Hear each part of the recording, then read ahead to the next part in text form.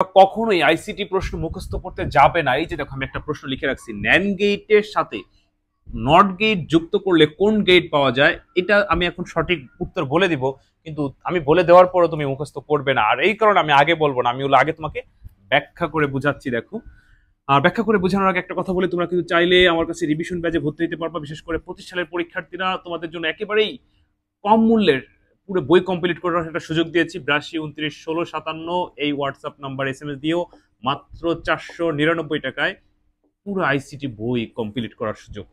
একদম আইসিটিতে কোনো সমস্যা থাকবে না। তো যেটি বলছিলাম, ন্যান গেটের সাথে নট গেট যুক্ত করলে কোন গেট পাওয়া যায়, আমি মুখস্থ না করায় তোমাকে ব্যাখ্যা করে দেখাচ্ছি। দেখো, এই যে হচ্ছে ন্যান গেট, এটা হচ্ছে নট গেট।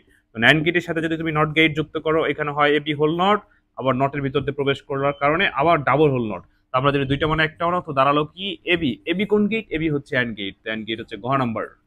যদি এবার ন্যান গেট না বলে নট গেট বলতো, যে নট গেটের সাথে নট গেট যুক্ত করলে কোন গেট হবে, তাহলে কিন্তু অ্যান্সার পরিবর্তন হয়ে যেত। এবার আমাকে কমেন্টে জানাও, নট গেটের সাথে কোন গেট, নট গেট যুক্ত করলে কোন গেট পাওয়া যায়, আমাকে জানাও। ভালো থেকো, পরবর্তী ক্লাসে তোমাদের সাথে আবার কথা বললাম।